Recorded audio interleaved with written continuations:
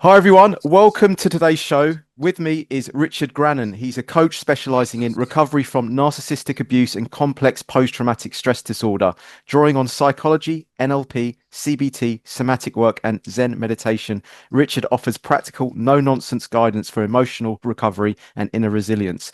Through his courses, YouTube channel, and coaching work, he supports individuals in reclaiming their power, setting healthy boundaries, and healing from relational trauma. His YouTube channel is youtube.com/Richard Grannon. How are we doing today, sir? You nearly said forward sash. Yeah, I'm on the forward. yeah, I'm on the yeah, forward sash. Richard Grannon. Check him out. yeah. Yeah, I'm good. I'm good. Thank you, sir. How are you doing? I'm all right. I normally make it all the way through the bio, and make one little slip. That's always happens, so that's pretty normal for me. But yeah, Richard, we met. We were both speakers at the 21 convention in 2019. Yes. God, the time's flown by, isn't it? But It's yeah, crazy, isn't it? yeah, and it has. I mean, and you were like the keynote speaker there, and I remember you did an unbelievable, presentation talk about all your work, and you kind of focused on, well, I'd like to ask you mainly your focus at the moment because I know that it's kind of mainly narcissistic abuse, how to identify it, how to kind of recover from it, get yourself out of it. But there's also crossover with psychopaths, sociopaths. I think you call it dark triad traits, Machiavellian traits, that kind of thing, right? Uh, yes. I look at the ways in which people are evil Mm. and moral degenerates, moral delinquents, and I've spent, I think, since 2012, so roughly the last 13 years, sort of exploring that from a psychiatric, psychoanalytic, psychotherapeutic perspective. The last couple of years, I've ventured a little bit more into politics and philosophy a little bit as well. But yeah, that's the main focus is how people get sick in a predatory way, the things they do to others, and how other people can recover from it, and now how culture can recover from it. Because my broader claim is that our culture is effectively sort of a collective form of psychopathic and narcissistic abuse. Wow, what you mean? We're all going through it from the elite level down, trickling down, or Yes, just amongst yes, ourselves? Okay, right, yeah. yes, and it manifests intrapersonally as well. Yeah, Wow. Okay, yeah, that's huge. That's huge. So I was going to say then on that then, is it worth just sort of laying out? I mean, I know it's going, I know it's a bit basic, a bit foundational, but could we maybe talk about like the hallmarks or the definition of a psychopath then? So, because I'm still a little bit unsure about the sociopath, psychopath, and narcissist, or whether there's bleed over into all three. Is it? Oh, don't worry, mate. You're in good yeah, company. To yeah, be perfectly honest with you, the American Psychiatric Association, British psychiatrists, psychotherapists, they're not sure. right.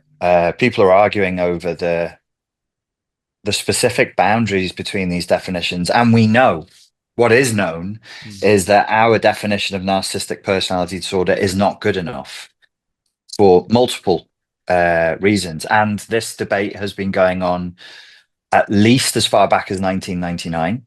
Mm. So, for a quarter of a century, we know that we've been using a term clinically that is poor and is very, very open to interpretation. So, people in this field, when they talk in rigid, dogmatic, definitive terms, a sociopath is this, a psychopath is this, a narcissist is this, they're probably grifters and they're probably making shit up. Which, if they want to say, look, these are my definitions, I'm all for it. Like, people should make their own definitions, they can do their own research. But what people shouldn't do is say, this is what the definition is, because it's not.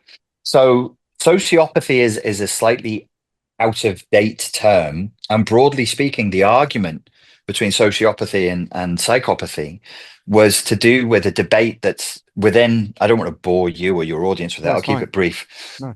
So there's been this debate in psychology and it continues to run, but it's a totally outdated debate. And it's the nature nurture debate. So are we the product of our genes? That's one polarity. Or are we the product of our environment? And that's where politics creeps in. So the right wingers, generally speaking, love the idea that we're the product of our genes.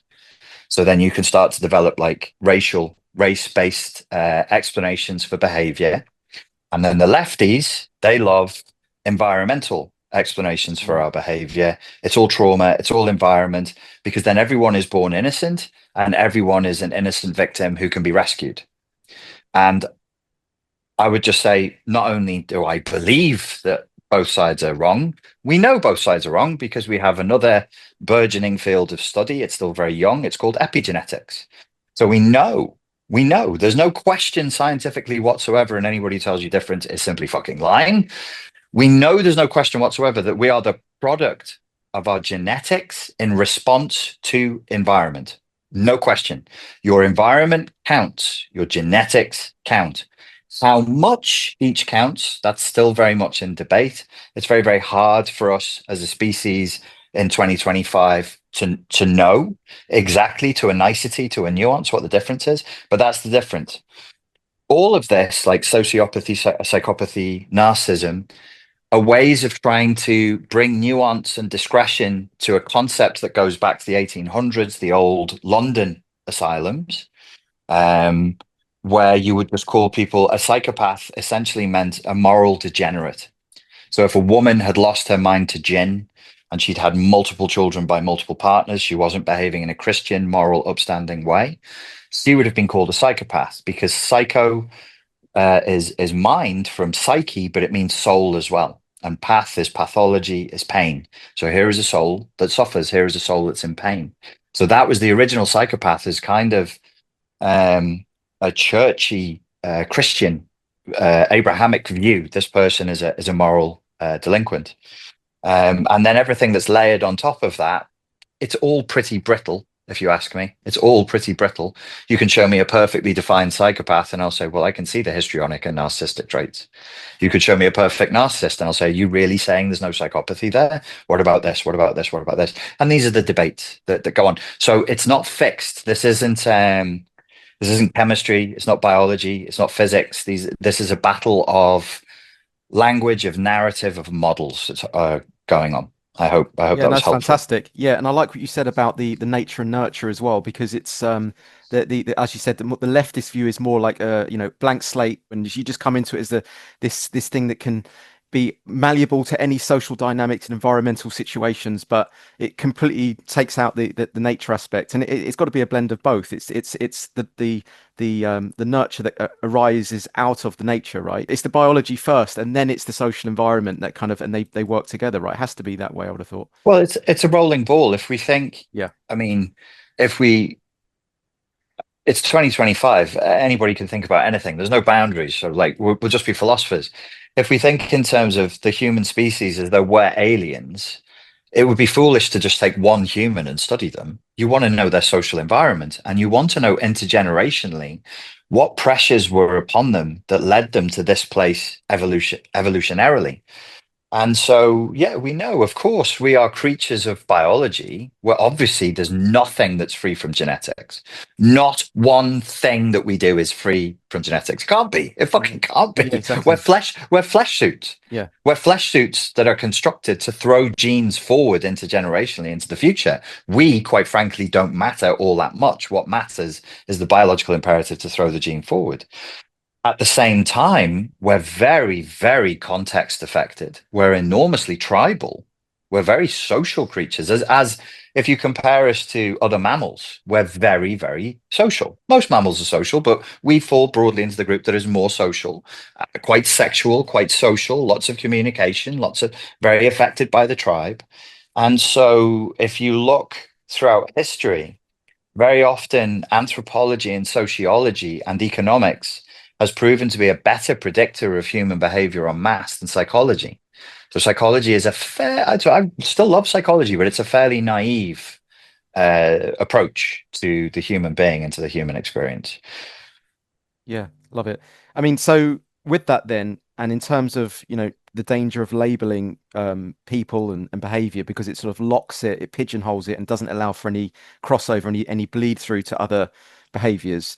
Is it still not the case? It is still important to use the labels as a temporary placeholder, as a temporary sort of part on you climbing the wall, to establish something. So for instance, you on your channel you talk a lot about narcissism, as a label, but that still has some, meaning to it, doesn't it? And we can use that without feeling too, ambiguous with it. Yeah, we can. I don't know how much good it's doing. Um, I mean, we can get into why it actually confuses people and why it can be dangerous for the victims of emotional abuse to get caught up in the online narcissism space.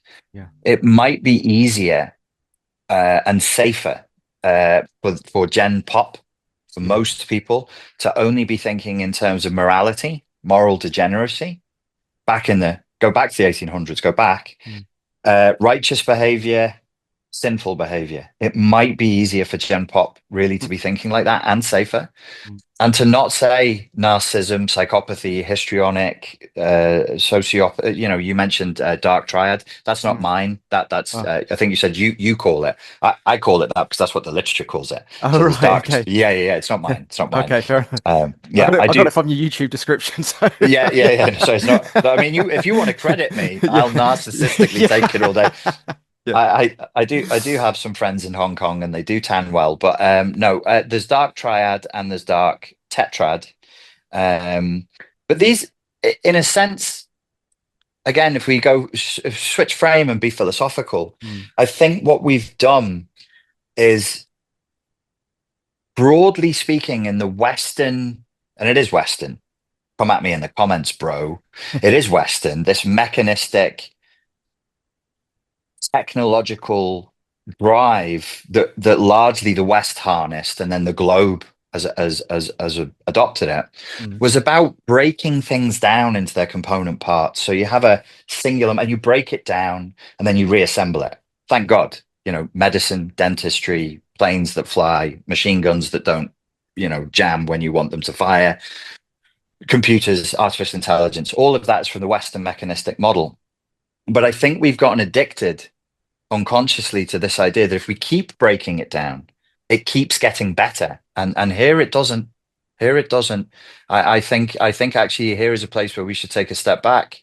If people don't want to use the term moral degeneracy, I think that we should take a step back and say maybe psychopathy, meaning so to come back to your earlier question, because it's Mm. relevant here where we are in the conversation. Yeah. If you want to sound smart, and anybody watching this wants to sound smart on the subject of psychopathy, you can say this, which is true. Our modern understanding of what a psychopath is largely based on research that was done in America in the penal system there.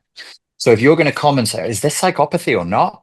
Try and think throughout the 30s, 40s, 50s, 60s, 70s, criminals in asylums and criminals in penal systems and in prisons. That's the mean for a psychopath. So low impulse control, prone to addiction, has very strong cravings, has very strong desire, not much internal boundaries, not much external boundaries, and criminal. They're criminals, they're boundary breakers. That's why they're in the prison system. And if the person that you're describing, or the theory of psychopathy that you prescribe to, doesn't allow for that, we're probably drifting. We're probably adrift. So there's something I would offer yourself, your audience, that just helps us to, let's get back down to earth here. What are we really talking about? A psychopath is a criminally inclined human being, driven by objectives. And wouldn't a sociopath also be that at the same time, though? I don't use No, sociopath no. because on that side of the debate, Yeah.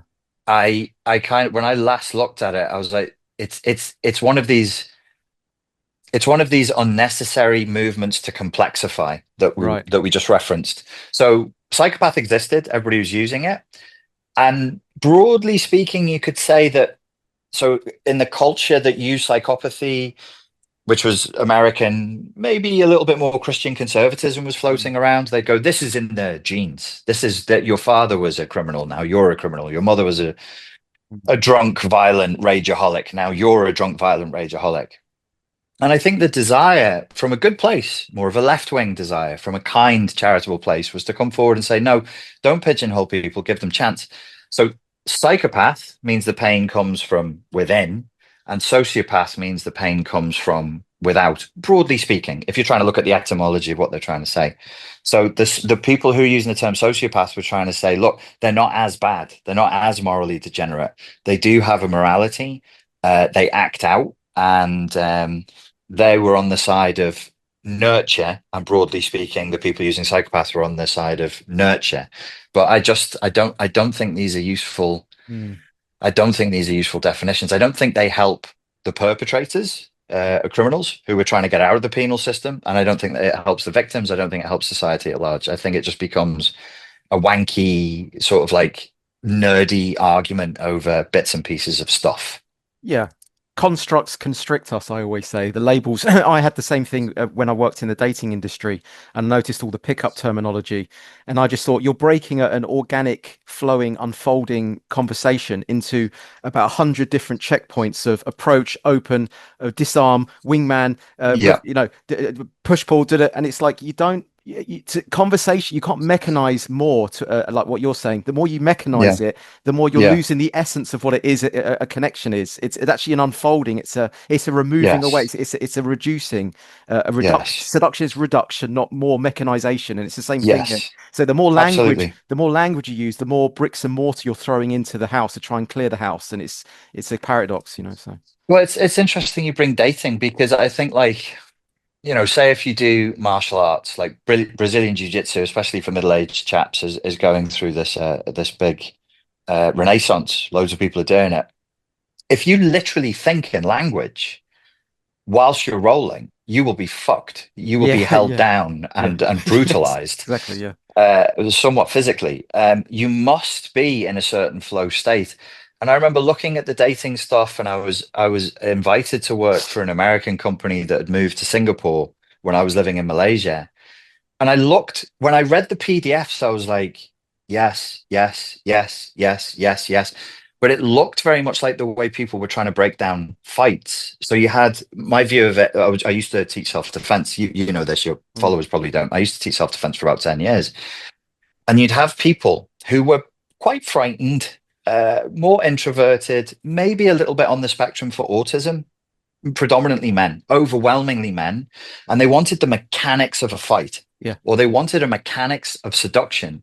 Where's the pre-contact? And it looked like seduction. It was weird how it tracked because when in seduction, one of the key points, well, you'll correct me on this if I'm wrong, is when you initiate kino, Yeah. kinesthetic contact. If you can induce the goal to touch you first. Well, of course, in martial arts, it's exactly the same. What's the pre-contact cue, and where and when should contact be initiated? Because the fight's not a fight until flesh hits flesh. I would say to the guys, like, you're going to be too slow if you think about this. It must be internal. You have to be able to go into an organic state, a flow state, where you've already internalized these principles.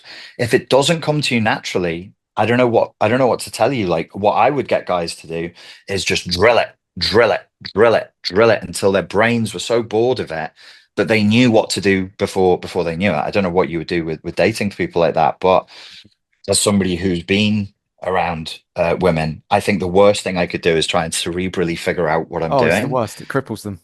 I would just be like, for me, I'm quite an introverted person. I'm always like, am I am I signaling positive intention? And am I signaling positive intention because I'm in a good state? Do I want to be here? Am I enjoying this?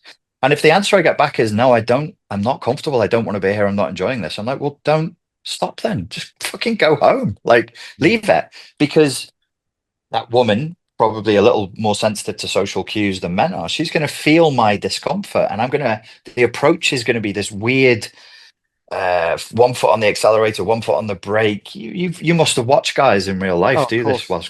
whilst cringing horribly in the corner. Yeah, But you see, exactly. yeah, It's you refer to it there. It's like if you're trying to memorize a sequence in a fight, you'll get smashed because it's blind fury, and it's the same thing in a conversation with a stranger. You mm, cannot prepare for it. You cannot rehearse for something like that. The only one that's going to really survive should I say thrive is the one that's in the moment. It's the one that's the most adaptable and the most fluid. So that means if you've got any preconceived ideas, any premeditation, you're immediately going to fuck yourself up. So for me, even if you operate from the meta narrative of approach the woman, you fucked it for me because you don't approach your mum in the kitchen. right. Oh, What, I've never heard that before. That's really well said. That's you very, you very well you don't said. approach your mum in the kitchen. So why using that word? Because immediately approach has that thing of like approach the bomb, approach the edge of a cliff, approach that Yeah, sensitive issue at work. So when you're using that yeah, language, all you're doing is reinforcing separation, and there's a job to do, and it can go yeah. well or it can go badly. So I just remove the language, just come from like emptiness. Yeah. Emptiness is the key, I think, for that kind of stuff. But yeah, It's very interesting, and a lot of people come to that conclusion, don't they? They eventually, whether it's sports, whether it's military, whether it's corporations, Mm. the old Zen masters Yeah, of the sword drawing. It was all a philosophy of emptiness, like still your mind, empty your mind, because yeah. the micro decisions we're making are so rapid. It's pre-conscious. It's pre-con. Get your stupid fucking conscious brain out of the way Mm. because it's too slow, and the opponent will feel it. You must. It's in Japanese they call it mushin. You must have an empty mind, totally mushin. Otherwise, you'll get cut in half. Absolutely. Yeah, exactly. Yeah. And I talk about how it's about going from a work frame to a play frame. Because when you're playing, you're actually in that flow state and you're co-creating every moment with joy. But when you're in a work frame, you're kind of trying to survive every moment. It's a slight, that's the only other thing I would say. But That's um, that's interesting. That's interesting. I've my whole thing on it was always like, are you in a good state? Do you feel mm, good? Because I yeah, know that my state's going to transmit. Do I want to be? If I want to be there and I'm having fun, then yeah, that's fun. I'm giving rather than trying to take. I'm that's never it. trying to take anything. I'm like, we're just vibing. And if either this is going to be a very funny interaction that will make you smile later on in the day, or it will be something else. And I'm not really massively attached to the outcome because I don't mind, whatever. Yeah, exactly. Yeah, that's giving and play and autonomy are my three core principles. And I always say, be like the sun. You shine a ray of sunshine on someone, and they have a choice. They can step in the shade or get a suntan, but the sun doesn't care. And Yeah, that's the it's kind of the good. metaphor that I kind of use. But I love it. It's Yeah, good. I love it. We kind of gone into the dating stuff. That's great. Yeah. But to circle it back a little bit, um, I mean, is it still can we still talk about narcissism as a concept then? I know obviously we're talking about the dangers of the limitations of using labels, but it's still useful as a signpost rather than a box, isn't it? I guess. And with that in mind, what is it and how can you identify it in someone, let's say? We can, we can, but you've got to remember this is a trending topic. Yeah. And once it gets into the hands of the demos, it becomes something else. Right. I, wa Okay. I watched Bonnie Blue and Andrew Tate in interview the other day, and they were both sat there going, well, everybody's a narcissist, aren't they? Everybody's a narcissist ultimately, aren't they? And I was just like, no, no, you pair of fucking psychopaths. Everybody is not like you. And psychopaths always use this way of justifying their own behavior. Like, oh, well, I'm the only one with the balls to do it. It's like you've exploited people. You're literally exploiting human frailty. Get the fuck out of here. You know you're exploiting people. Everybody would. No, no, it's you and people like you that want to do it. And then you come up with your post hoc explanations. So I think one of the things I would say, because of the Bonnie Blue Andrew Tate thing, when I watched it, I was like, how would I explain that this is wrong to people? It is true to say that every human being has a core of narcissism. So there is a concept in the lineage of Freudian psychoanalysis called healthy narcissism. Every child at age 3 or 4 is a bit of a pain in the ass, and everything is me and mine and no, and a lot of defiance and a lot of fighting. You must pass through. There's no way around that. You must transcend that phase so that you understand that you have needs and that you must fight for the things that you want. And if people encroach on your space, you say no. And then you develop proper boundaries. And then by 5, 6, 7, 8, you learn to play, you learn to cooperate with other kids. The key division with narcissism, again, to make it simple for people, maybe bring it back a little bit to psychopathy, would be to say, look, how much exploitation was there? Were you allowed to do things with consent, or was your consent co-opted and coerced? Were you controlled? Were you threatened, either openly or subtly? How much of your will was being perverted or diverted or corrupted by the other person? Then you're definitely, we can, because if you say, yeah, my will was affected, my consent was corrupted, we can say you're definitely within the realms of emotional abuse. And to be quite honest with you, the only thing victims need to know is that binary, Schrodinger's abuser. Were you abused or not? Were you co-opted or not? There is no level of coercion inside of a relationship that's acceptable. None. There is no level of coercion. There is no level of manipulation inside of a relationship that is an acceptable, healthy level. Zero. None. None. So this is problematic because in our culture, it's perfectly normal for people to manipulate each other. It's perfectly normal for people to whinge or cry or bully or threaten or whatever to get what they want. But it's normal because it's the norm statistically of what is practiced, but it is not healthy. It's not healthy at all. So what I would encourage people to do before they get into the definitions of narcissism, to be like, I want to know if my ex-boyfriend was a fucking narcissist or not. Why? Why? Because is there an urge in you to rubber stamp your ex-girlfriend or your ex-boyfriend as the baddie? Because that makes me the goodie then, done it? Because if he's a narcissist, I've done no wrong. No, it doesn't work like that. Sorry, it doesn't. So exploitation should be the guiding line. Emotional abuse is what people should be looking for, rather than clinical definitions that even psychologists don't agree with. And then you're looking at somebody who is a bit of a con artist, a liar, somebody who coerces, somebody who manipulates, somebody who goes around the houses to get what they want rather than asking for it directly. But to get the clinical definition of narcissistic abuse, well, the clinical definition is DOF, but it's broadly speaking an attachment to a false sense of self, demonstrations of interpersonal exploitativeness, consistent pattern of lying, consistent pattern of bullying, feeling entitled to special treatment, flying into a rage when your artificial sense of self is threatened. Those are the standard clinical sort of, there's 9 traits and you need to hit 6 of them in order to get the clinical diagnosis of narcissistic personality disorder, for what it's worth. Yeah. Okay. Fair. Thank you for that. Thanks for breaking that down. Because you said there, like there is that manipulation that goes, that coercion that goes on, but at the same time, you said it's not good to then call that out and say that they are that person, because you said that puts me into the position I'm the good one and they're the bad one, though. I think what we should be trying to do, which is a different like, okay, this is my personal prejudice. I believe when I look at British culture and I look at relationships and marriages and family dynamics and friendships that are just falling apart, all I see is fractionation across multiple dynamics, across multiple examples, and it's cross-cultural. If you're inside the UK, this happens. The example I usually give is my mother lives next door to a half Croatian, half Sikh family. 15 years ago, they would have parties where like 50 to 60 people would come to the house. Then it went down to like 20 people. Then it went down to 10. And now there's just no parties anymore. And I don't think that's unique to them. I think that's a cross-cultural effect.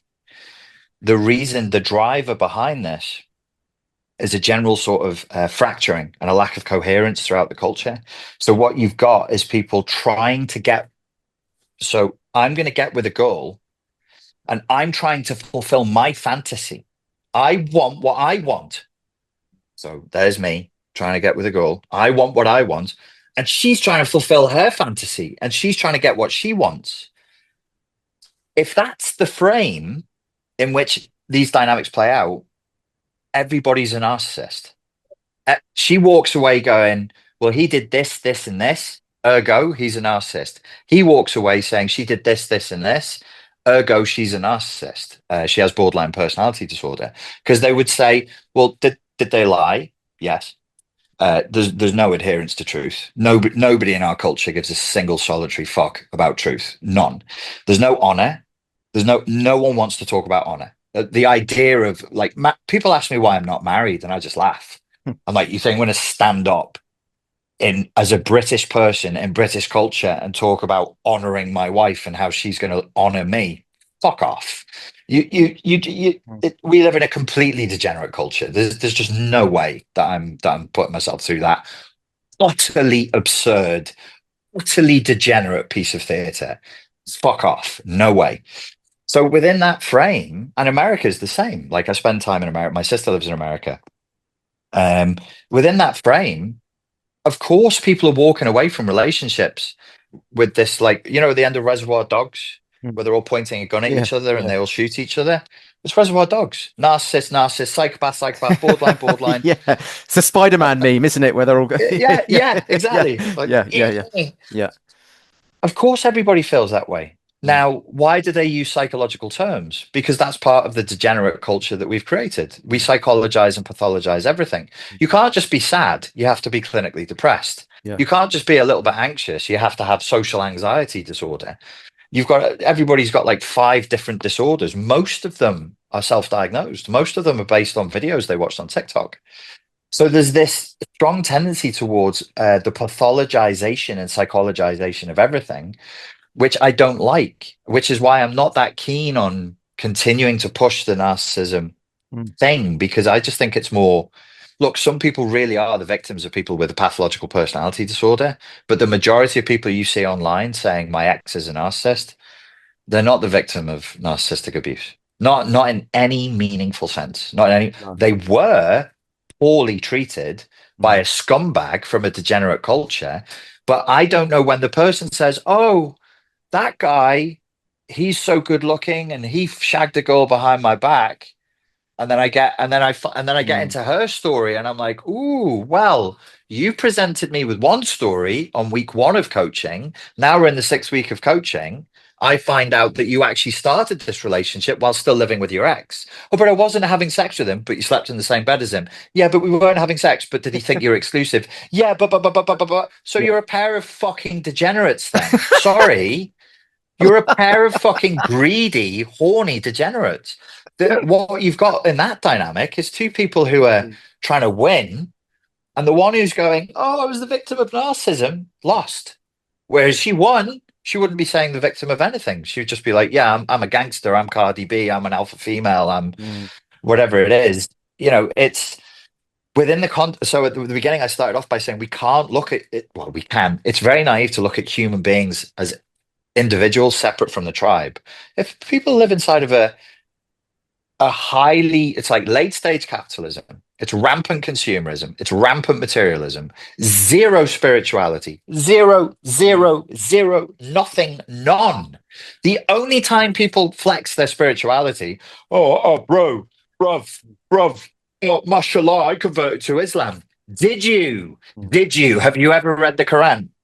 Don't give me that nonsense. It's all a flex. It's all a flex. It's Mm. all chess. It's just so when you've got people who are only focused on materialistic power games, the only time they'll ever mention religion and spirituality is if they think it gains them capital, social capital, financial capital, sexual capital, whatever else. We've generated a society and a culture that venerates greed and venerates narcissism. And then people come to me and they go, "Do you think my mum might be a narcissist?" And I'm like, "Well, you live in Babylon in the end times. Probably." I mean, Mm. yeah, Yeah. probably. Mm. Yeah. So with that in mind, then, so like, what would be the nature of your work then if someone's coming to you? You're more undoing the kind of the programs then, aren't you? That's what it sounds like. You're kind of removing labels, you're deprogramming, you're trying to sort of take it away from the pigeonholing and just try to see it more holistically, see the bigger picture. Is that the kind of the idea then? Did you say seduction was more reduction than addition? Yeah, I said seduction's reduction, not more mechanization. Yeah, earlier on. Yeah. Okay. Okay. So I think typically when people get good at something or they're skillful Yeah. in whatever it is, whether it's tennis or martial arts or physics, it's about simplification. It's Yeah. about bringing it back. I don't want to lead people further into fantasy. And when we use fantasy in psychoanalytic theory, uh, obviously fantasy means like a daydream or a desire or maybe a sexual fantasy. But in psychoanalytic theory, the fantasy becomes the overarching narrative of how you live your life. This is my role. These are my rules. These are my strategies. This is the story. And it's actually pre-written. It's a pre-written story that I'm unconsciously, desperately trying to fulfill. And if people vibe with my story, I bring them in. If they're not part of my story, I probably wouldn't, the reticular activation system won't even see them. It will just be like, oh, that's a boring person. But next, oh, there's someone interesting. Bang, they're gone. So I'm trying ultimately to pull people out of fantasy, which is quite a grandiose thing to say because it's effectively the passive way of saying enlightenment. You're trying to bring people out of darkness and into light, and that's what the effort is. The effort is to try and because look, if somebody comes to me and they say I was the victim of narcissistic abuse, I have no way of knowing that. I'm not a clinician. I don't necessarily believe in the way it's clinically defined anyway. I give them the neat little course on how to overcome narcissistic abuse. With that course, I have courses like that. It takes 2 months. If that's all we do, and they come out the other end as much of a brainwashed zombie as they went in, with none of their beliefs around, depending on where the narcissistic abuse happened, it either happened usually romantic, sometimes at work, sometimes with family. If I'm not doing my job, if I don't impact your beliefs around work, family, or love, I have to change your fantasy or at least give you the appetite to challenge your own fantasy. Otherwise, I'm as much of a grifter as anybody else online, and there's plenty of grifters. Yeah, there are plenty of grifters. Yeah, but you can still. I mean, you still identify abuse. Like whether they've been abused, right, and or to identify the patterns of abuse for them to see that, right? I mean, is that the case? Yes, but note the provocation. It was very, very subtle. So we'll play a game. Like Yeah, we yeah, pretend you're watching me now, yeah. and your followers are watching me, and I'm on a Skype call with someone, a man or a woman, and I say to them, "Listen, so you think you're the victim of narcissistic abuse? Just so we're clear, any and all manipulation that occurred in your relationship is totally unacceptable." And if I do that with a client, I see this. The lips pull in and they pull back. And I'm like, Mm. okay. All right, fucker. What have you been doing? Ah, What did you do? yeah. So you, it's like you can't put, it's not, you can't just pull out one thing. You need to pull out the root. So are we operating from a system of beliefs that says manipulating people is okay? And I'm there as the lunatic moral dogmatist saying the amount of manipulation acceptable in a relationship is zero, zero. We're adults. You're not an 8-year-old girl. You're not going to tantrum and have me fix it and clean up your mess. You're not a little 10-year-old spoiled prince who gets to demand what he wants from people and lie to get what he wants. No. So then they're going, ooh, shit, this. So if what they wanted was validation, they'll just leave. And so a lot of people, you could see the comments on Reddit, on Quora, Mm. with people who got really, really upset with me because I started saying from 2018 forward, I started banging this drum of personal responsibility. What did you do? What Yeah. did you do? What did you Okay. do? And they're like, I didn't come here for this. I came here to be reassured, validated, and told I'm wonderful and patted on my bottom. I'm like, well, I could do that and take your money. But then what good's it going to do me? What am I going to do with that ill-earned cash? Yeah, right. So you can't separate your own subjective role in the dance with the other one. Yeah, that's kind of what we're saying, isn't it? I think like, look, if you have a story, so I have a story, and I would say, was the relationship free from manipulation on both sides? No, because why not? Where was Richard up to then? So Richard was so emotionally immature at the time of that relationship that he really didn't know how to ask for what he wanted. Okay, so here's the reframe of the story. You've done coaching, uh, obviously, maybe not life coaching or psychology coaching, but you've looked at people's lives and you've probably looked at a guy and gone, the reason why you're not picking up girls is because you're a fat slob, right? Yeah. So you need to go to the gym. Yeah, Also, exactly. fix your fucking teeth, get rid of them fucking nose hairs. Or Yeah, he's showing up yeah, with like dirt under his fingernails, going, "Women don't like me." It's yeah. like you look dirty. I Yeah, can yeah, smell you. so yeah, yeah. so you need that kind of like hard look in the mirror to be able to Mm, say like, what are you doing? What are you bringing to this? mm, So that the conclusion of my coach, so imagine you're the narcissism coach and I'm the victim of narcissism. mm. Is the conclusion of the coaching, Richard goes out into the world now, and all I have to do to be fine and free and fixed is never find a narcissistic woman again. Mm. Or is the conclusion of the coaching I've done with you, I need to attach myself more to truth than fantasy. And that's a big responsibility at all points. At all All points. points, yeah, of I'm course. constantly rinsing through, is this fantasy or is this reality? And some fantasies are so attractive. They're so wonderful. They're so seductive, but it's a fantasy. It's going to lead nowhere. I get it now. I've got it. It's all clicking in now. Yeah, It's all clicking into no, because place. no, it's funny because I kind of, I know on that unconscious level, but that your words have almost reinforced it on more of a conscious level now. I think just it's drip fed in a little bit more, but yeah, because otherwise you're just abdicating your own responsibility for everything and just projecting everything onto the external world and forgetting that Absolutely. this is your own shit. You've allowed this to happen. You've brought in these people. You've obviously opened the doors for all this shit, and why was that? Why was your boundaries not stronger to begin with? Why were you allowing those little leaks of things to come in, I guess, right? And then once we've done the harder stuff, that's where the compassion comes in. So if I have a human being in front of me who has the humility and the self-reflection to say, you're right. I saw my ex-wife. This is based on a real story. Multimillionaire, Mm. 50 years old, 25. He lives in Florida. He meets a stripper who's 25, and he thinks that she's fallen in love with him. And do you know what? She actually hadn't. And Yeah, if he wasn't a yeah. millionaire, and this is a smart man. Like he's a Mm, super high IQ guy. mm. But in order to get to the point of saying, like, dude, where's the? I'm not.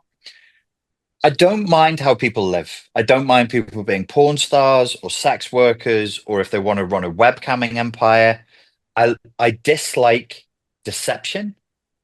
I really dislike deception, but I loathe hypocrisy. I loathe it. Mm, So if a 50-year-old guy and a 25-year-old woman want to shack up, it's none of my business. Like do what it's legal, you're consenting. mm. But if you fall into the fantasy of romantic love in a situation, the context of which is not going to reward that fantasy, that's a problem that I need to get hold of in you, and I need to dry it out. It's like when someone's drunk, that they're high, they're on drugs, and they're totally fine. Business, finance. This guy's he's multi-millionaire. He's rocking his world, Mm, and then you put a goal in him, and he's like goo goo gaga. mm, He becomes like a little boy. I'm like, okay, well that's where we've got to resolve that. We've got to resolve that fantasy. So there is, but once you've got to that place, there is a space of compassion. Say, well, why has this happened? You're not a bad man. mm. You're not a bad man, but this wasn't great, was it? No, it wasn't great. Okay, so are you going to spend the next 10 years? I can't remember this girl's name, but it was like, I don't know, it was like Destiny. It was like real stripper name. It's Right. like a Yeah. proper, just Yeah. like Tequila or Destiny or I Yeah. don't know, whatever, right? Let's imagine she's called Mm, Destiny or something. yeah. And he's talking about it. I'm like, are you going to spend the next 10 years hating Destiny for being a manipulative? He'd read all the material. He'd read it. He'd actually gone and read the DSM. This is why she's a psychopath. This is why she's a borderline. This is why she's a narcissist. And I'm like, okay, Lord of the Rings, huge fuck off spider with a huge fuck off spider web. Do you remember that when the spider grabs hold of Frodo and paralyzes him? No, but I'll find it after, and I might put it into the You, into the show. Yeah, Yeah. you Like should. You I'll should. flash it in. So, Yeah. so basically, he gets caught and he gets paralyzed by this huge spider. I can't remember her name, Yeah. but why can't you see the spider as a spider? What do you see? Oh, I saw a little girl in a woman's body, and I saw her insecurities, and I was like, dude, that's what she wanted you to see. It's called a vulnerable predator. It's the same conversation I have with women. I thought I could save him because he was vulnerable and he cried, and I'm like, that's a vulnerable predator. My job is to help you to see that, not to help you to have a better How can you? clinical definition. Yeah. How can you see it then? Like Like how do you know that they are a predator underneath the vulnerable veneer window dressing? Then. Have you ever been in like an abusive relationship yourself? Well, I was going to say, I mean, because I had potentially have one that I could maybe share. Dude, if you'd gotten involved with her, you would have ended up one of my clients. Yeah. Do you think that's classic sort of? You would have been, she would have made you fucking miserable. She would have Vampirism. made you miserable. Yeah. So frame check, obviously it's not a coaching session, Yeah, but yeah, if I could just quick, it's yeah, yeah. good. It's good Yeah, for no, it's people to good. see it. Yeah. In another world, not that long ago, uh, you and I are Englishmen and we're not born of nobility, which means that our ancestors were peasants, probably. I mean, like just genetically, statistically, Yeah. that's the most likely thing. Yeah. Mine would have been Irish peasants, yours would have been English peasants. You would meet, you would marry a girl of age in your village who you saw at Mm, church in her Sunday best. And she would have been the only person that she'd had sex with, and vice versa. And you just see each other. And the purpose of your marriage is to integrate into the community, and to have children before God, and to procreate the species as good Christians. I am not saying, oh, that was wonderful. Let's go back to that. Everybody had shit teeth. The yeah. food was fucking awful. We died really young. Dreadful. And Mm, half the kids died. I think the mortality rate back then was like 50%. mm, Horrible, horrible life. I'm not saying we need to go back to mm, that. I'm only offering the frame difference between how we've evolved as a species, like tribally, mm, to marry and procreate, and what we have now.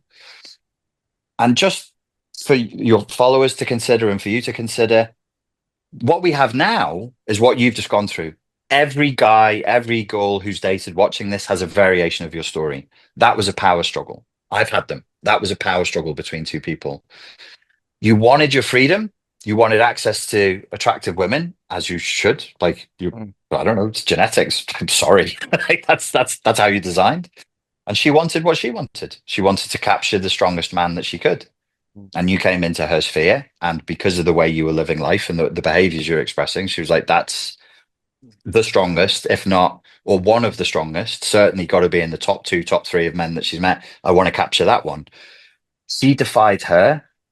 Yeah, she defied you and you defied her. So there's defiance on both sides. mm, This creates narcissistic injury. This creates narcissistic wounding. You don't have narcissistic personality disorder. mm. You're not on the spectrum for psychosis or anything like that. But do you see what I'm saying? Like like we're playing with fire. Mm, All of us, you, me. I'm not married. I don't have kids. I have no intention. I'm mm, not. It doesn't interest me.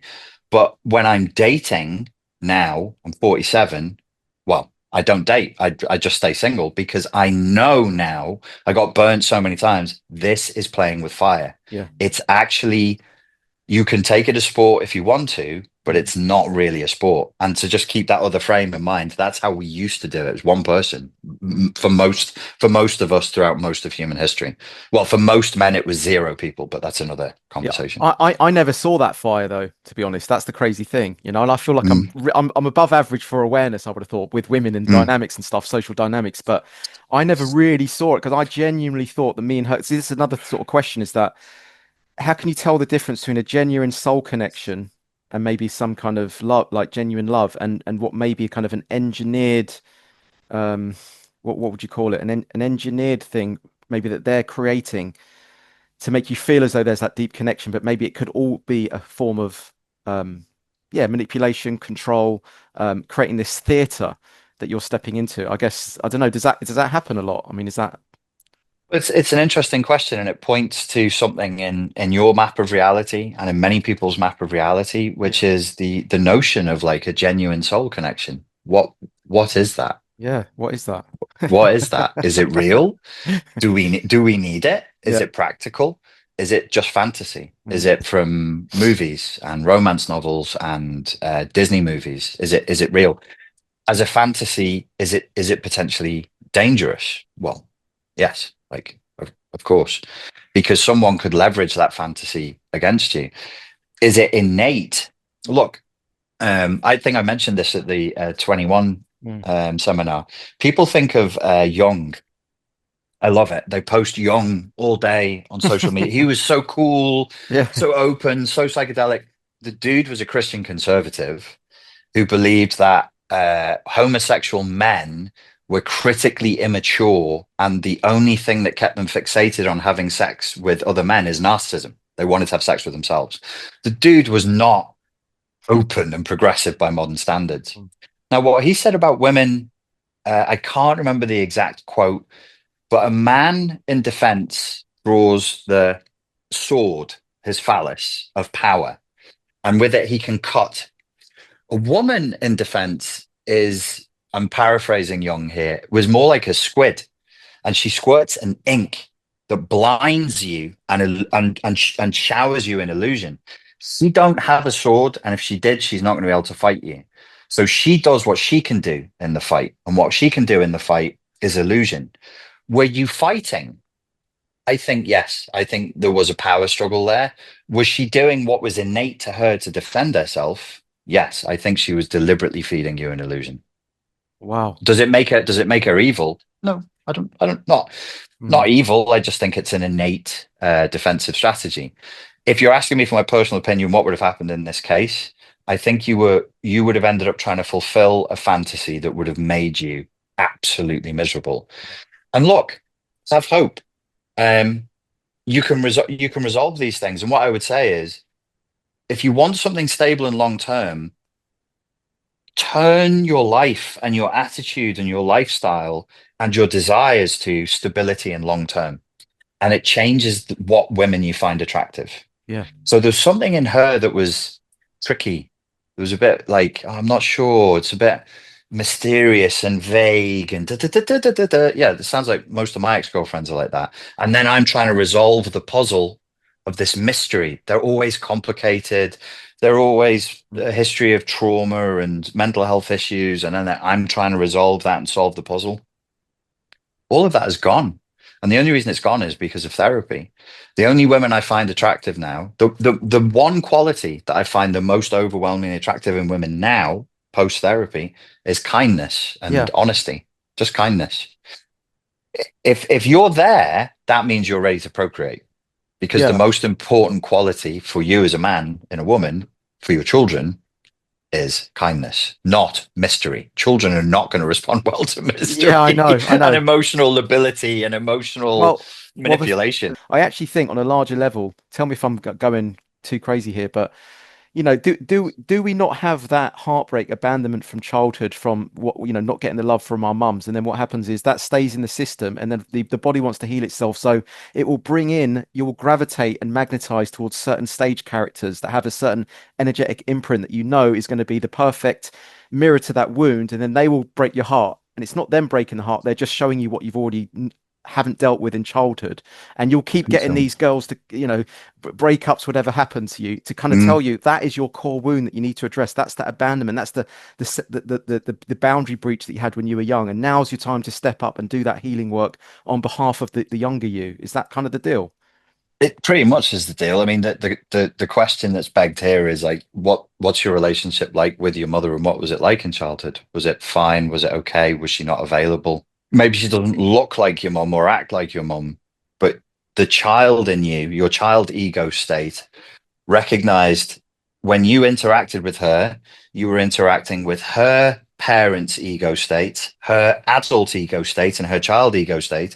And the child in you went, "That's my mum." Now, whether it was your mum as an adult or whether it's your mum as a child, I don't know. You'd only find that out in therapy. Oh wow. So you might be trying to rescue your mum through Shit. her. Yeah, yeah. So if you go, uh, like, if the girl when you first met her, Mm. you're a young man. So let's say she was 21 when you first met her. Something in you might have gone, "There's my mum when my mum was 21." Or, so, do you see what I'm saying? Or the introjects of her are the Holy same, or in alignment. Yeah. Can I save my mum? bloody Because hell. I know my mum's not well. I know my mum crushed me. My mum was so desperate for love that she didn't get from her father and she didn't get from my father.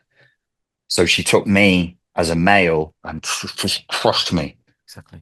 Yeah, yeah, yeah. So then that didn't feel very good. How can I fix that?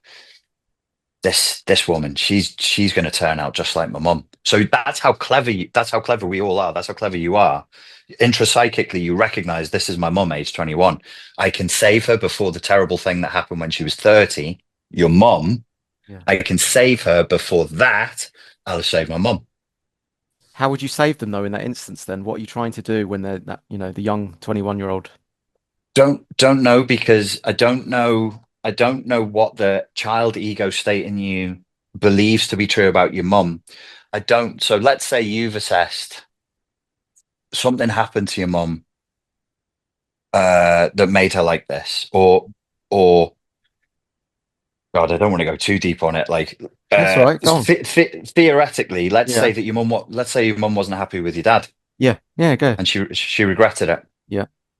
and and that wasn't the man that she wanted, which is an awful thing for you as the No, child it's to sort fine. of Yeah. recognize. Yeah. But you're like, oh, my dad, my daddy is not my mummy's first choice.